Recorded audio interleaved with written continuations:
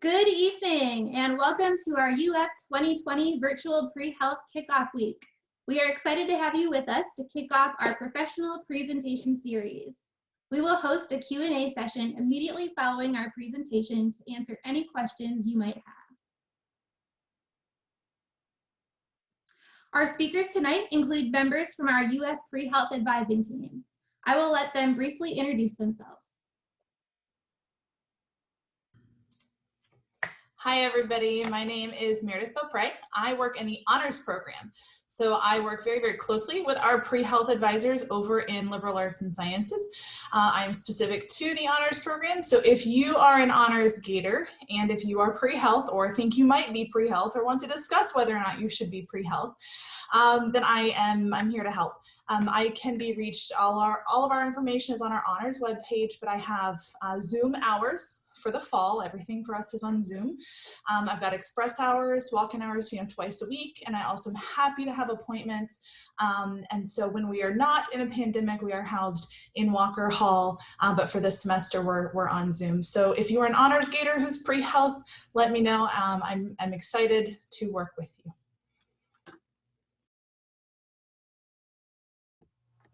Hi everybody, my name is Brittany Hoover and I'm also a pre-health and biology academic advisor here in the College of Liberal Arts and Sciences. So I just wanted to say welcome. We're really excited to have you guys here this evening.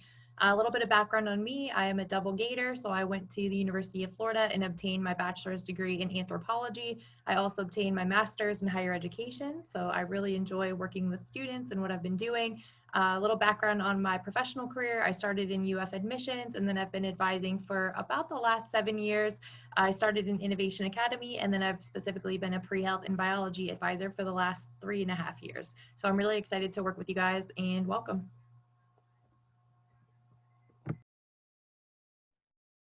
Hi everyone, I'm Nick Mrozinski. I'm also a double gator. I have been an advisor here at UF for about 15 years now, although I am actually one of the newest pre-health advisors on campus, the newest one in our office, and have just assumed that role in the last spring. So look forward to working with all of you, and go Gators. And my name is Brittany Chambeau. I am also an academic advisor and lecturer in the College of Liberal Arts and Sciences. I have been working at UF professionally for 4 years and advise biology majors and students pursuing pre-health professions. So we're really excited to have you with us today. Bobby Knickerbocker is our pre-health curriculum coordinator and director of our UF post-bac program. And Katie Johnson is our pre-health assistant. We are hosting Zoom advising through fall semester. However, our physical office space is located in Farrier Hall, otherwise known as the Academic Advising Center. Same day remote advising is held Monday through Friday from 8 a.m. to 11:15 a.m.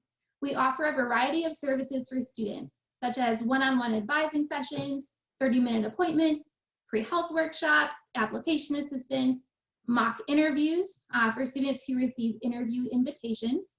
And we host numerous events, including the pre-health kickoff in fall, which is this, and the CAS application kickoff in spring. Be sure to check out our pre-health events calendar on our homepage for upcoming events and information sessions. Let's start off with a quick Zoom poll. Please use your phone or computer to respond to the following statements. Professional schools will not accept my AP IB scores. True, false, or maybe?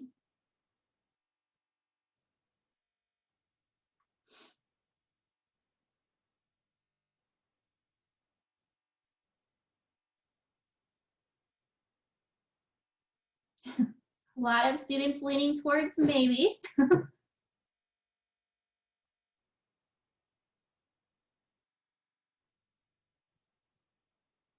Good. Well, you all are right on the dot. Many students enter college with AP, IB, or dual enrollment credit. However, professional schools will want to see how you perform in university-level coursework. It is important to research the schools you plan to apply to understand what they will accept and what they will not. Many professional schools will accept AP and IB credit, but most will expect that you supplement those courses with higher level coursework in the same content area. For example, if you use AP credit to fulfill general psychology, you can complete an upper division psychology course, such as abnormal psychology, to complete university level psychology requirement. If you not feel confident with the material to perform well in upper level classes or on the MCAT or the DAT, it may be wise to retake some of your AP or IB courses at the university level. This is up to you. The second statement is professional schools require a minimum of 1,500 hours of healthcare-related volunteering. So it looks like the majority of you said false. That is also dependent upon the type of professional school. So medical schools typically do not require a minimum number of clinical volunteer hours. However, other types of programs, such as physician assistant, dentistry, veterinary medicine, physical therapy, and occupational therapy often do. So it's, again, important to check with the requirements at each of the schools you plan to apply to get an understanding of what they're looking for. The next question here is, it's better to start medical or professional school right after I finish college. A little bit more of an even spread here. So this is, again, dependent upon the applicant. We like to remind students that the best time to start professional school is when you're the most competitive applicant. According to age statistics published by the Association of American Medical Colleges, otherwise known as the AAMC, the average age of medical students who matriculated at U.S. medical schools is 24 years old. It is important to gain valuable experience during your undergraduate career and in your growth years between applying to professional school and matriculation. Lastly, professional schools prefer students who completed science majors. 90% of you are correct. They do not have a preference for any particular type of major. So regardless of the major you pursue, pre-professional students will complete the same required prerequisites before applying to their professional program of choice. When choosing a major, you want to think about what subjects interest you the most or what fits into your backup plan. These statements are designed to encourage you to think outside of the box and consider all of your options when deciding what plan is best for you. Each applicant's journey to professional schools is different, so we encourage you to meet with a pre-health advisor to evaluate your progress and your plans throughout your undergraduate career and in your growth years to make sure you are a competitive applicant when you apply to professional schools.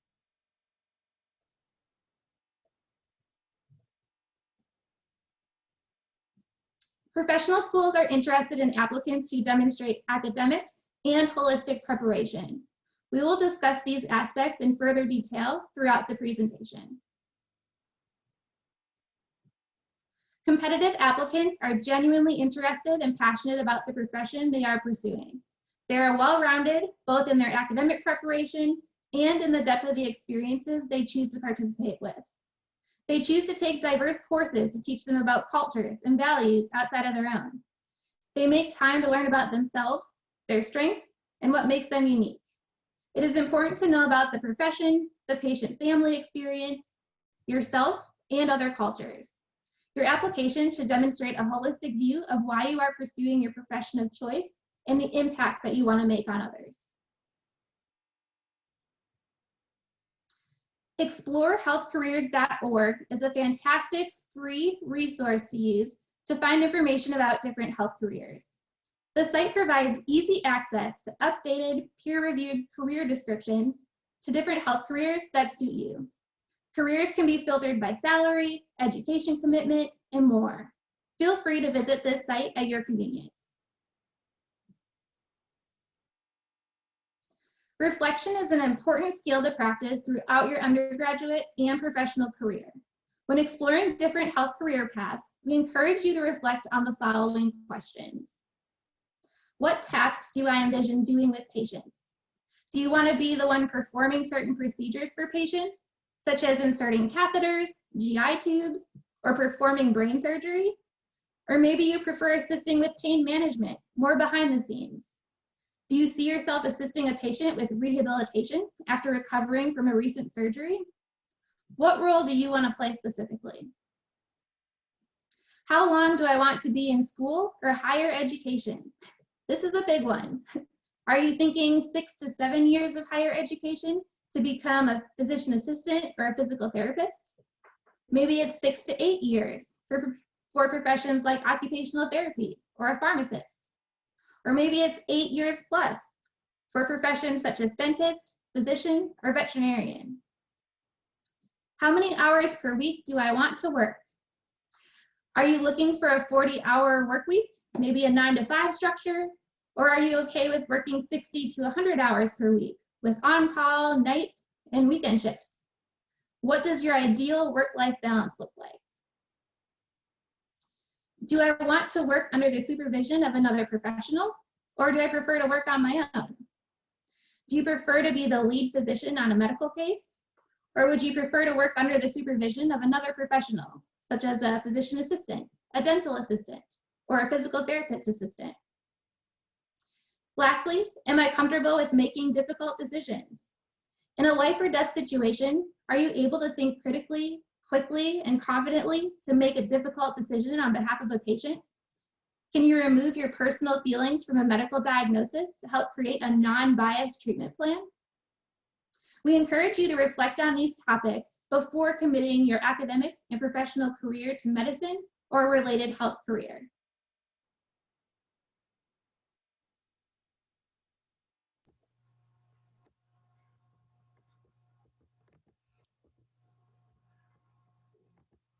Hi everyone, so I'm actually going to be presenting this next section on academics, so we'll go ahead and get that started.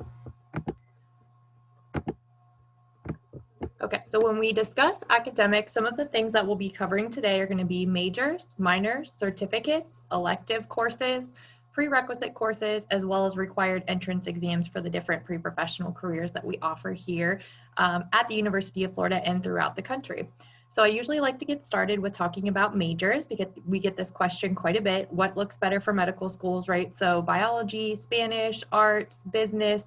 And honestly, the answer is that you can major in anything you're interested in. And I mean that wholeheartedly. So you all have to take the same prerequisite science courses, whether you're pursuing medicine, dentistry, vet med, PA. There's a set list of specific prerequisite science-based courses that you guys will take throughout your undergraduate career at UF. And we will actually go through those in the next couple of slides together. So when you think about a major, what you want to think about is what are you actually interested in? So when you're going to interview for professional schools in the future, or you're writing your personal statement and they ask you, why did you major in biology or animal sciences or business? You have a really genuine answer for why you chose that major or area of study. The other questions that we get quite often are, should I pursue a double major or a dual degree? And the answer to that is just the same. If you are interested in pursuing a dual degree, say in biology and Spanish, then that's great. But really you would choose to do a dual degree or double major because you're interested in getting in that specialized set of courses for both degree programs and making yourself more well-rounded. Now your major, double major, dual degree, and even minors or certificates don't necessarily make you more competitive for medical school. So you would want to base these decisions on the areas that you're genuinely interested in learning about. The next area I want to talk about is minors. So with minors at the University of Florida, a great way to discover some of the different majors, minors, or certificates that are offered are going to be by visiting catalog.ufl.edu, choosing undergraduate catalog, then programs, and under programs, it actually lists all of the 110 to 120 UF undergraduate majors, the different minors, as well as the different certificate options that are available, as well as the department contact information. So you can find that information again at catalog.ufl.edu. The other way that you can find information on majors, minors, or certificates is by logging into one.uf in your student account and running what's called a what if audit. So if you are, say, a biology major and you're interested in a health disparities minor, then you can actually run a what if audit for that and see maybe what courses you've already taken that would count towards that and what other courses you would need to take to fulfill that requirement. We're going to get into electives and prereq courses, but we'll get into that in the next couple slides.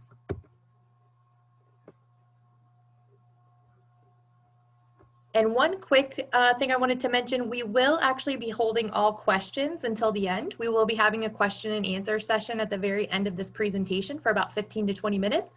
So if you do have any questions along the way, go ahead and jot those down and we will open up for questions, like I said, probably about 20 minutes till the end. All right, so when we think about pre-health prerequisite courses, the main courses that we're gonna think about are your chemistries, biologies, genetics, microanatomy and physiology, your physics, math, English, psychology, and then some other courses that are sometimes recommended.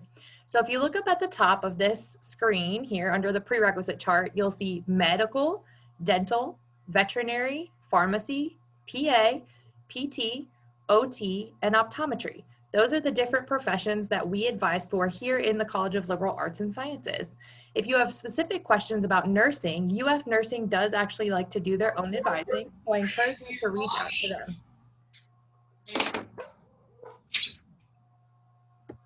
Okay, the other thing I want you guys to recognize is we'll use dentistry here as an example under dental. You can see that for Chem 2045, 2046, 2210, 2211, and BCH 4024, all have X's in the boxes next to them. And what the X's mean is that those courses are going to be required for dental school. But if you scroll down under the area that says, for example, genetics, you'll see an R in the box for dentistry. And what the R means is that it's a recommended course for dental school. So if a course is recommended by us, it's because enough dental schools across the country require it or recommend it that we recommend you take it to be the most competitive applicant for that professional school or program. This prerequisite chart is available on our pre-health website right over here at advising.ufl.edu under resources and then forms and handouts. So you can find this available anytime.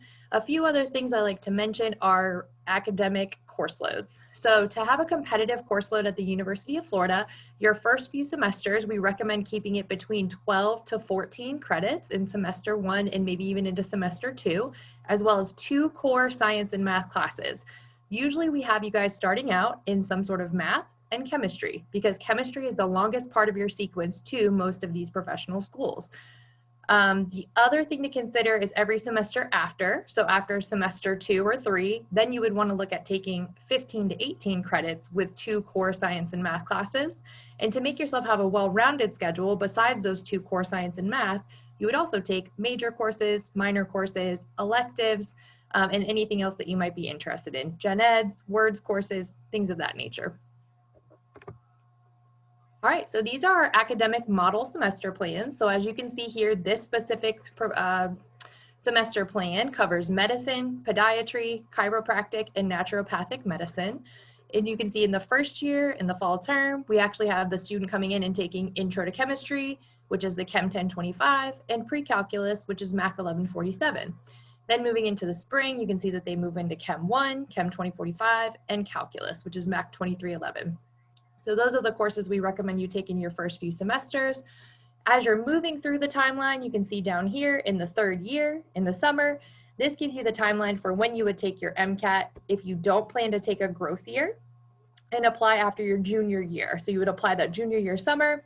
If you decide to take a growth year, which is just fine, probably 50% of my students do, then you would take your MCAT spring of your senior year and apply that summer after your senior year. So the application timeline itself takes 15 to 18 months. So you actually apply about a year and 2 to 3 months in advance before you would attend that professional school. And again, these semester plans are available on our pre-health website, which I will show you at the end of the presentation, and that way you guys can pull them up anytime you need. All right, the next area I want to talk about is electives. So when you think about electives, we want you to spend your time wisely, right? We don't want any fluff courses. We don't want easy courses. We want courses that you're genuinely interested in. So some of the things you can think about as far as pre-health electives would be to grow in those areas or professional competencies that you feel like you need to grow in. So say you struggle with public speaking, then I would recommend maybe taking a public speaking or a professional writing or communications class at UF. What classes can you take like pre-health electives to help you learn about different healthcare related aspects, okay, or science related electives? Are you interested in learning another language, say Spanish, French, Swahili, whatever you might be interested in? Or recommended prereqs for your profession. A good example of that would be medical terminology for physician assistant studies or psychology and sociology to help you study for the MCAT in medical school. We also have a really great up-to-date pre-health electives list, which you can find on our pre-health website under pre-health resources and then forms. And we actually do keep that updated every semester. So if you're looking for some good pre-health electives, make sure you check out our pre-health electives sheet. So Brittany was talking about the academic preparation that you're going to do as part of becoming a competitive pre-professional student. And what I'm going to cover is the holistic preparation, kind of all that other stuff that goes into being a competitive applicant. And what is that stuff? She touched on the competencies. And before we get into talking about exactly what those things are, volunteering, shadowing, all that, I wanted to talk about professional competencies for a second. These are the skill sets. This specific example is the set of competencies that the med schools sort of came together and determined that the ideal physician and thus the ideal medical student would be. And these have been kind of showed to the other professional schools. And really, this is a good broad sort of pre-healthcare professional list of competencies. You'll notice this has things on it like human behavior, understanding human behavior and how people interact, understanding living systems, things like written communication, scientific inquiry, quantitative reasoning, critical thinking, all good skills to diagnose and figure out what's going on with a patient. You've got things like capacity for improvement, resilience, reliability, and ethical responsibility.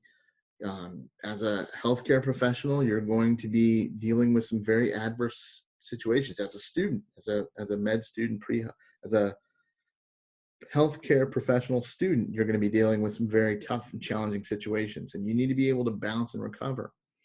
You have oral communication, teamwork, cultural competency, social skills, and service orientation. These are, again, as a healthcare professional, you're going to deal with a diverse set of populations.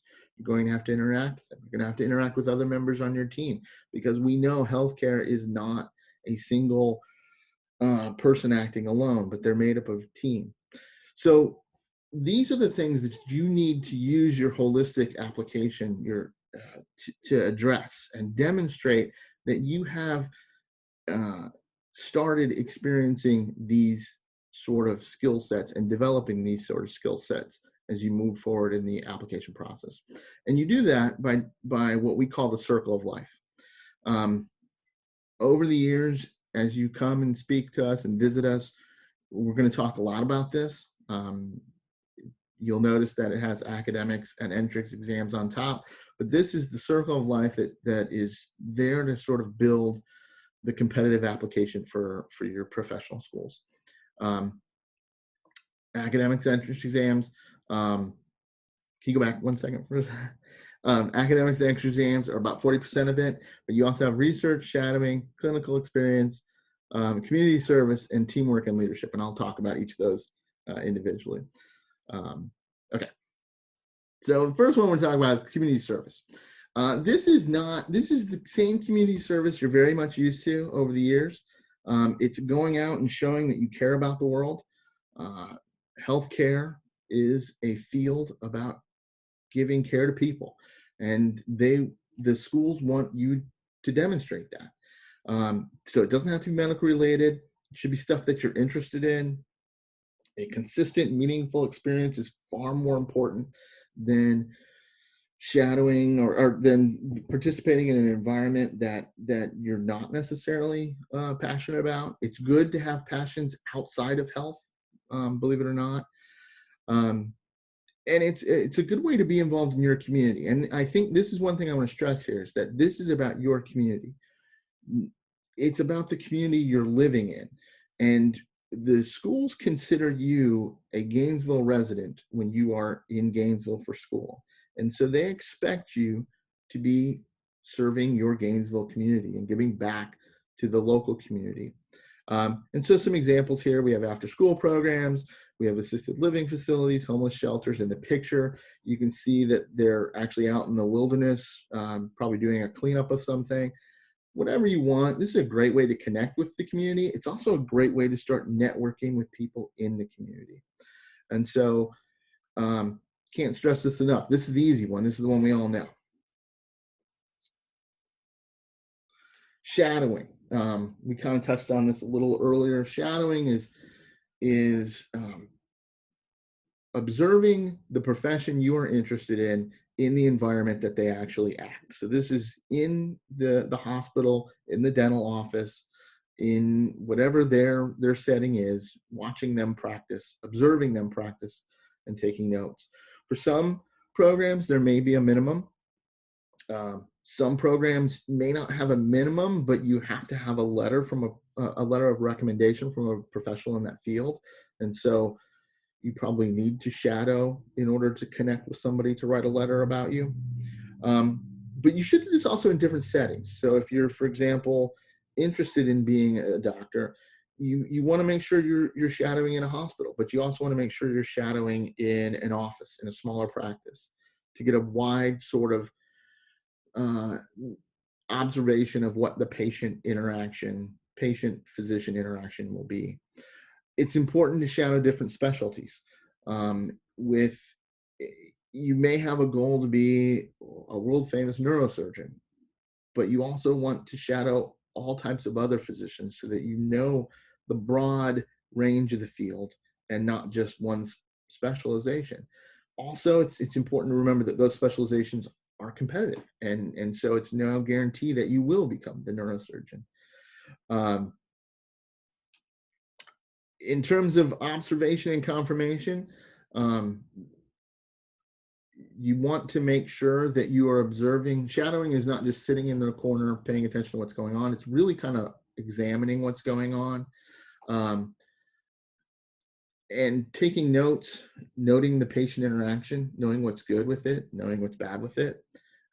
It's important to notice how the fields interact with each other. So noticing how a physician interacts with maybe a PA or a nurse. It's important to take notes. I would recommend a journal, to track your hours over the semesters, but B, also to note what you're observing. This stuff comes up later on in your personal statement. It could come up in your interview. These sort of shadowing experiences can really give you the base for talking about and understanding the field later on. Research. It's very common. A lot of students, in the sense of a lot of students talk about research. I think it's one of the things that a lot of students feel is important for getting into professional school. It should be noted it's valued, not required. This kind of goes back to that scientific inquiry piece on those competencies. It's important to understand the process and the application. Learning in an environment where you're learning by doing experiments, collecting data, analyzing that data, and coming up with solutions based on that. So it's really important to understand that more than it is to get research that's related specifically to a healthcare quote unquote field. It doesn't have to be a STEM related research. We have students who are doing research in sociology, anthropology, history, and they're still pre-med students and doing research for pre-med. Again, you want to relate research back to the professional competencies. A lot of times teamwork can come up in a research experience because you're working in an office or in a research lab or in a research environment with other people where you have to rely on each other for different types of stuff.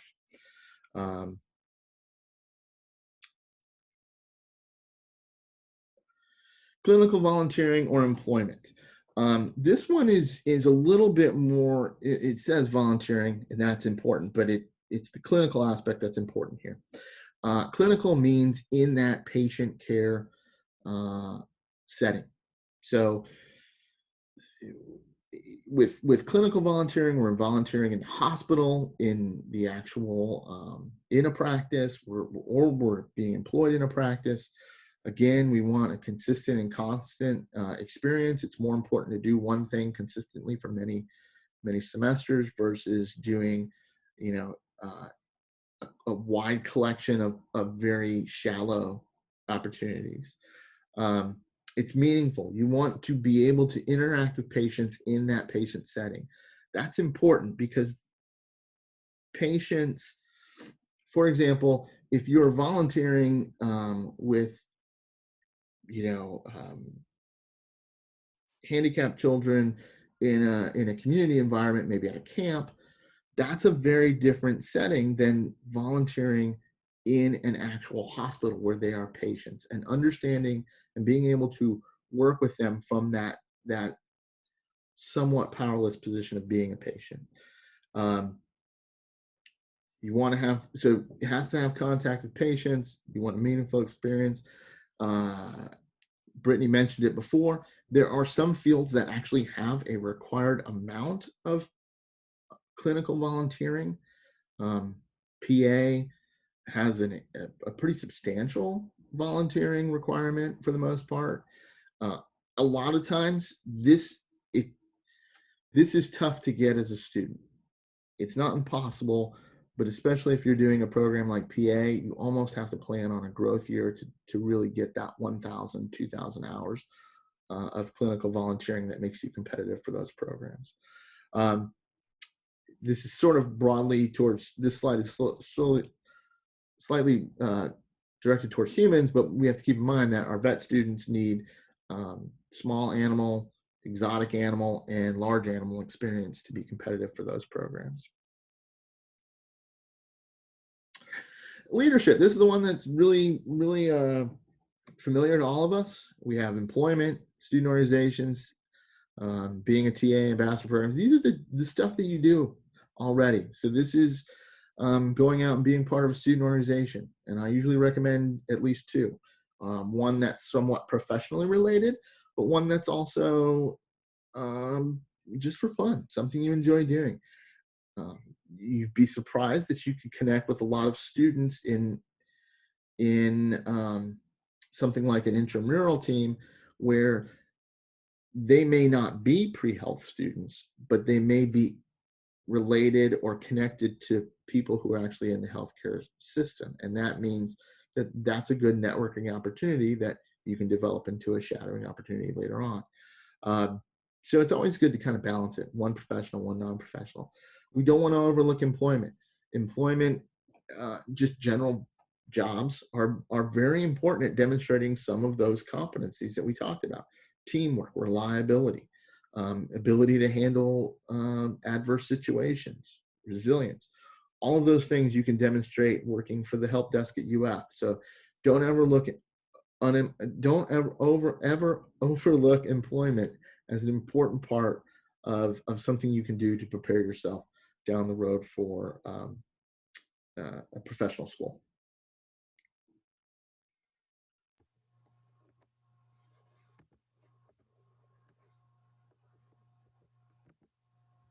All right, guys, I'm going to jump back in here and talk quickly about professionalism. So when you think about professionalism, this is a concept that we do like to introduce early to you guys, because we do feel like it's really that important to start kind of ingraining that in you guys right now.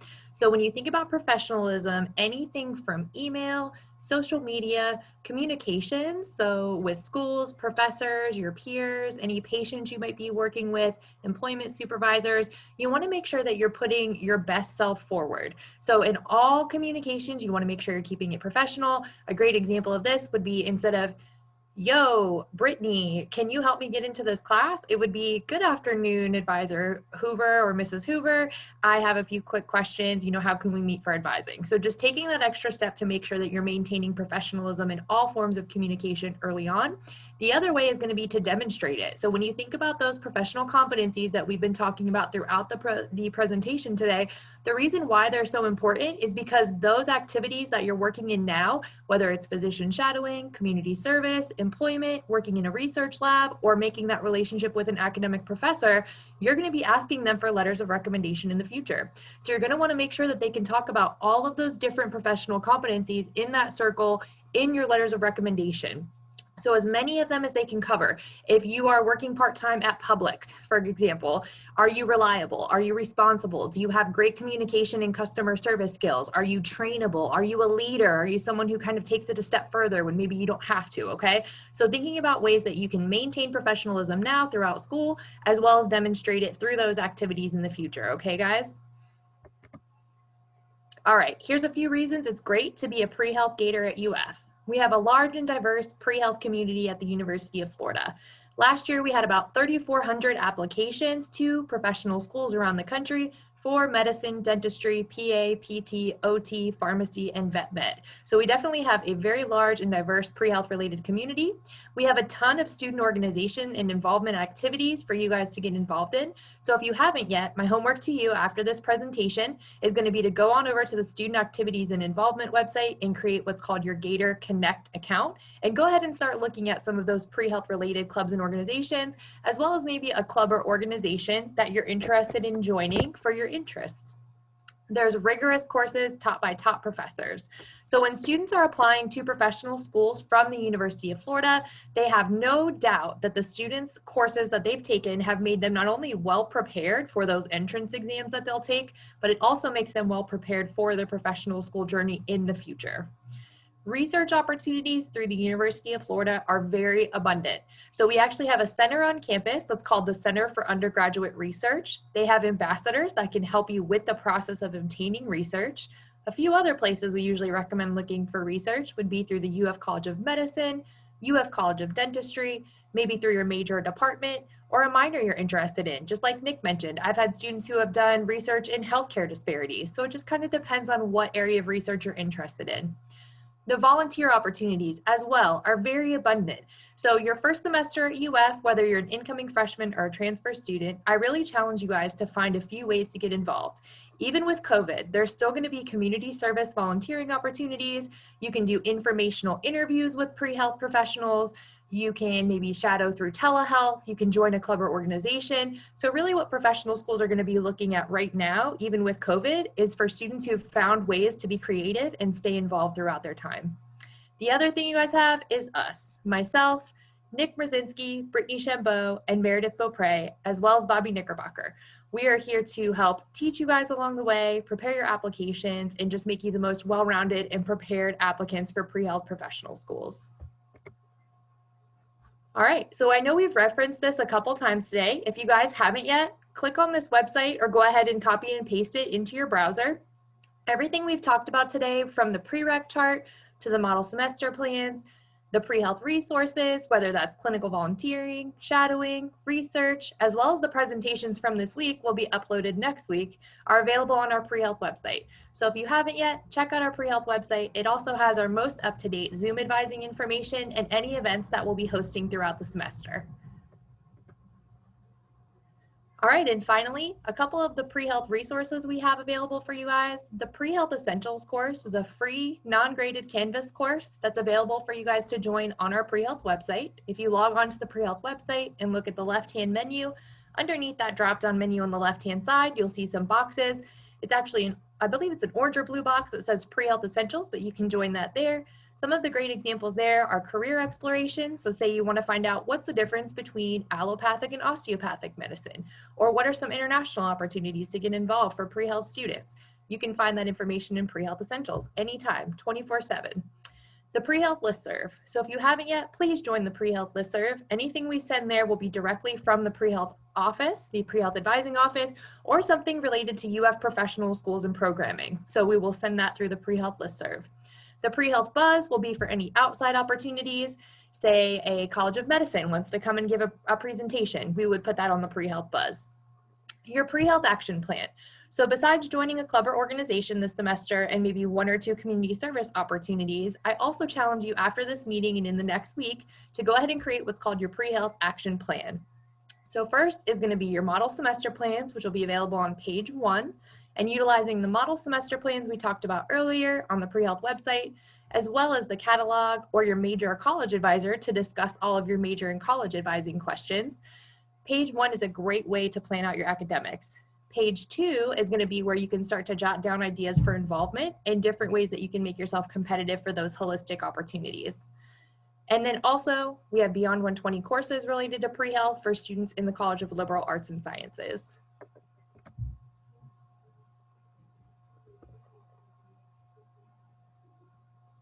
So just to kind of give you some final thoughts on this, I think first of all, you want to focus on the fact that your short-term goal is applying to the professional school of your choosing, and getting to know the details of that, your academic timeline, minimums for shadowing, volunteering, that kind of stuff, if they happen to have them.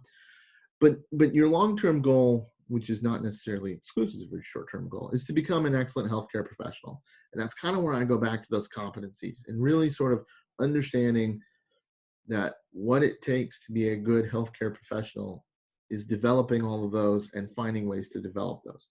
So you don't want to think of it in terms of like, I need 2 dashes of shadowing and a cup of volunteering and a cup of research. That's not how you're going to get in. It's sort of developing that overall holistic who you are and who you want to be as a healthcare professional. You do have to use your undergraduate time wisely. You know, you're on a timeline to apply. If you use a growth year, or if you don't, you really only have 4 years of undergrad to kind of get this stuff in. So you do want to be making sure that you're making attempts to start it now. You don't have to do all of it now. I think that's also a point I want to stress is that while you only have 4 years, you actually do have 4 years, which is quite a significant amount of time. We stressed this several times. There's a lot more to medicine, to health, than just the science aspect of it.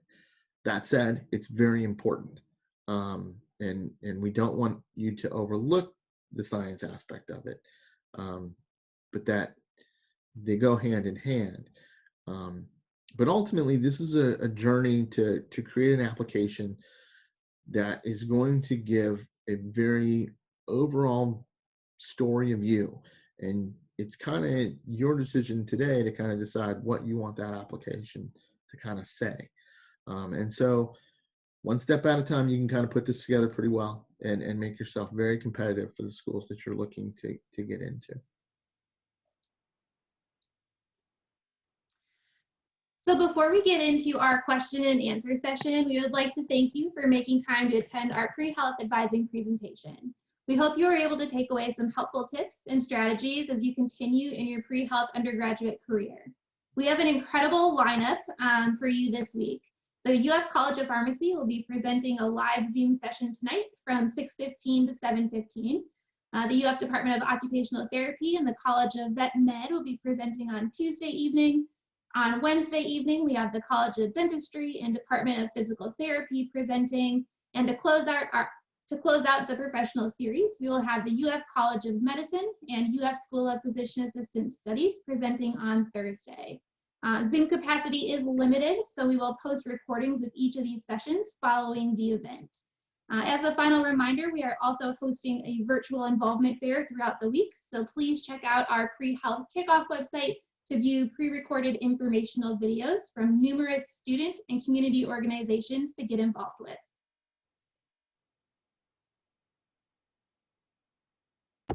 All right, guys, and at this time, I'm actually going to stop sharing the PowerPoint presentation so that we can jump in and start answering questions. So if you guys have any questions, I think we have about 10 or 15, about 13 more minutes together. So we will do our best as pre-health advisors to answer your questions. A quick caveat, please don't ask any super personal questions, okay? If you're interested in changing your major, you're failing a class, you have something going on that's sort of personal, this really isn't the platform to discuss that. I would really encourage you to sign in and speak with your college or major advisor this week to talk about classes. And then if you have any follow-up pre-health questions that are specific to you after this session that maybe you can't find on the website or weren't answered, feel free to log in and see a pre-health advisor. And again, that information is available on the website. So I'm going to go ahead and stop sharing now so that I can jump over to the chat.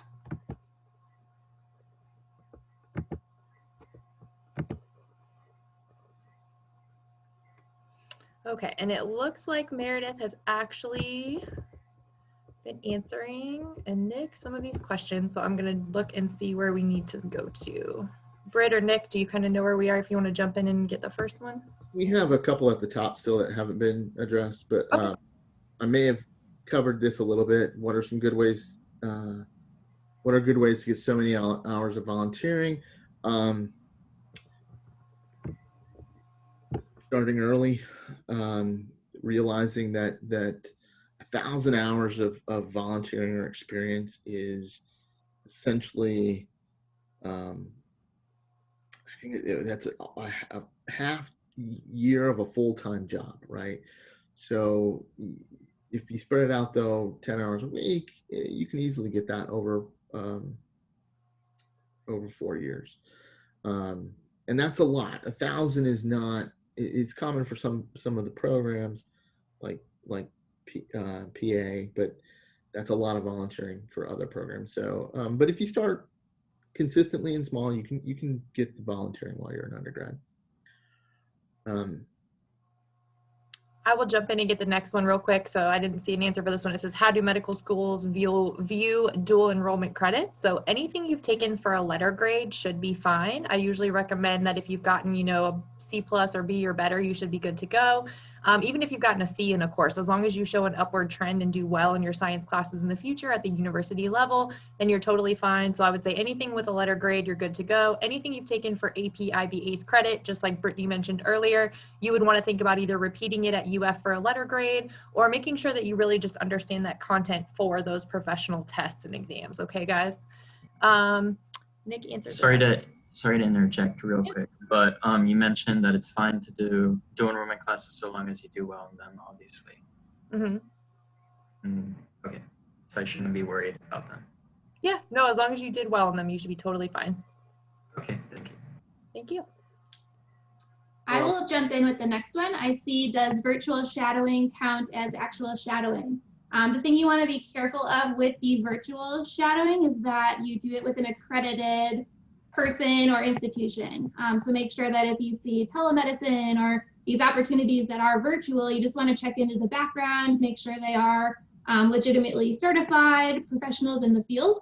You don't want to be partaking in an experience that's going to be frowned upon by professional schools. So just something to keep in mind, do your research, make sure they're credited. Yeah, I was gonna say, I'm actually gonna jump into, Andre, it looks like you asked a few questions in the chat. Are there any research opportunities available this semester for students interested in psychiatry? There's a few places that I would look for that specifically. I would look through the UF College of Medicine. I would also look at NICAP, NICAP, and as well as the McKnight Brain Institute. They all deal with psychiatry and neuroscience specifically. Also, the UF Department of Psychology might have some cool things going on over there if you're interested, so check out those different ones. Also, will sports performance help applicants stand out? Absolutely. So if you play on a sports team, shows dedication, teamwork, right, skills, those different professional competencies we talked about. Your other questions about being a freshman with an AA and growth year planning and studying for the MCAT, I encourage you to sign in and speak with a pre-health advisor, just because I feel like those are kind of personal to you, and I feel like that would be more beneficial in a one-on-one conversation. And then it looks like Mariana is next.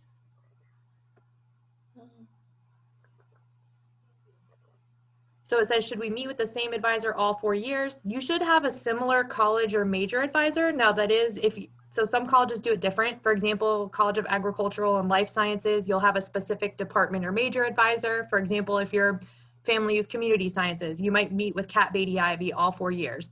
If you're a liberal arts and sciences major and you have general advising questions, we actually have a dedicated team of advisors who's trained in all of the majors in liberal arts and sciences. And so if you meet an advisor and you really like them, you're always more than welcome to shoot them an email, maybe schedule an appointment in the future, or when you come in, you can try to request them. As well, I saw a few questions about who is our pre-health advisor. We don't have assigned pre-health advisors. So myself, Brittany, and Nick are actually on Zoom walk-ins Monday through Friday from 8 to about 11:30. First and second semester students do usually talk to general advisors. So we encourage you to talk to your college and major advisor first to plan out those academics or any questions you have about majors, dual degrees, how can I take a minor? All of that should be directed to your college or major advisor. And then also, if you're an honors student, you do have an assigned advisor, which I see Meredith over here shaking her head and waving. Your advisor, if you're an honors pre-health gator, is going to be Miss Meredith Beaupre. And let me throw in, you still, even if you're in honors, you still have your college advisors. So if you need to process, that double major, we're going to talk about it, but you're going to still go to your college and get all your amazing college help. But yes, if you're honors and you're pre-health, I will help you from day one till you go off into your pre-health world.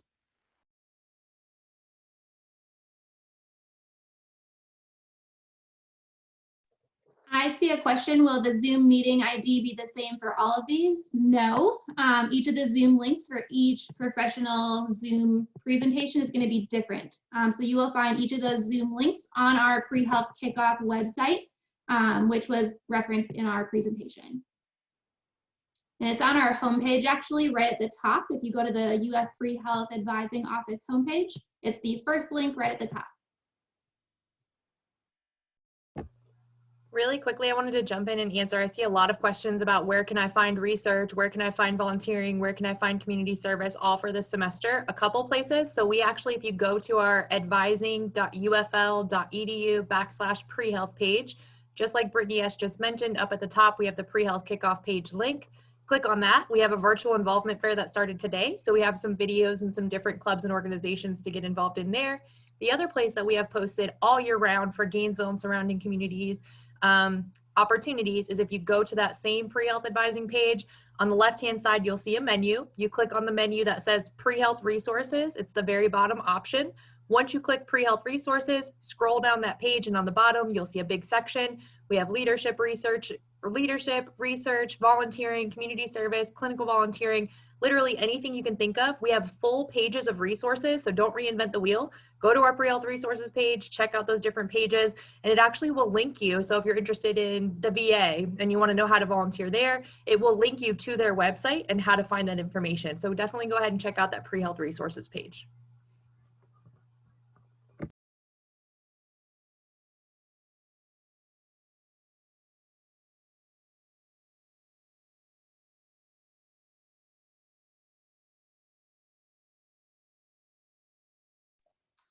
As far as research opportunities for people who aren't on campus this semester, it's going to be hit or miss depending upon where you want to do the research. I know some research labs are open right now, only to those that are accessible to the lab, but there also are virtual research opportunities, for example, being a contact tracer for COVID-19, doing the phone calls, gathering data, going through that.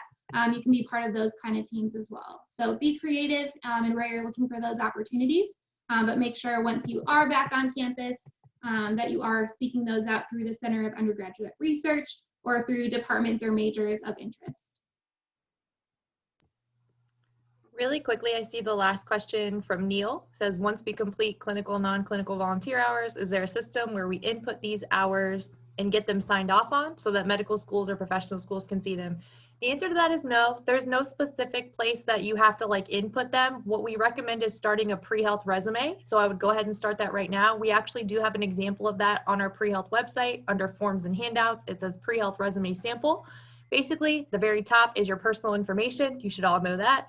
Name, school, what majors or minors you might be interested in, and then your objective. So to be a great pre-vet student, right, for right now.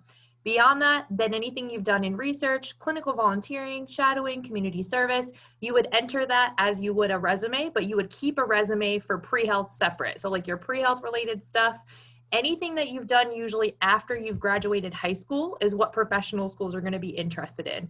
Unless, for example, you went to a vocational school and you got your CNA and have 500 hours, right? Or something big. You've won a nationwide award. You're on an Olympic sports team. Amazing, right? So something big like that, you would include in your pre-health resume. Anything else is going to be after you've graduated high school. Throughout undergrad at UF, that's what they're going to be interested in on your pre-health resume. You don't have to get it signed off on, but I do usually say to keep a contact person with a phone number so that if they want to reach out and confirm those hours. The other thing is if you've done a lot of hours with a specific organization and you don't get a letter of rec from them, sometimes that's a red flag. So make sure that you're keeping that professionalism and making great contacts with people now.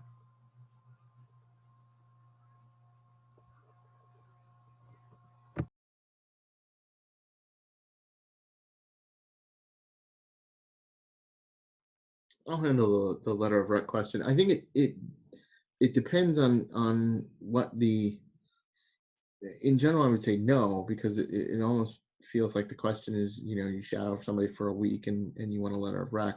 I think when you ask for letter of rec writers, you want to have a well-developed relationship with that person so that they can say a lot more about you than just, hey, great kid, stood in the corner kind of thing. Ideally, when I would say you're shadowing, you want to keep that contact information of that person around, and you want to, as you build your network, we always talk about with networking, sort of like getting all these contacts, but we have to remember to maintain them and kind of update that person where we're at. A shadowing experience, maybe a semester, maybe multiple semesters, maybe back and forth for a year. I mean, it just depends, but I think when you're talking about asking for a letter of rec, you want to make sure you've developed the relationship with that person so that they're going to write a good letter of rec and not just, like I said, the equivalent in a classroom of took my class, got an A.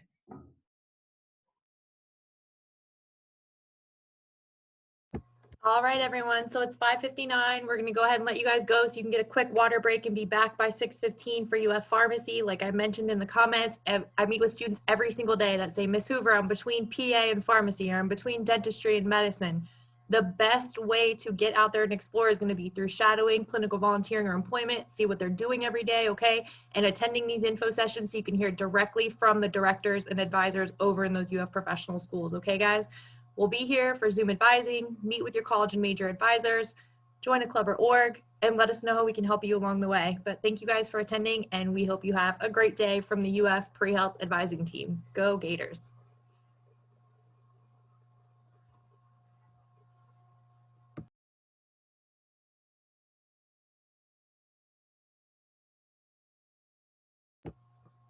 Nick, you can probably stop recording.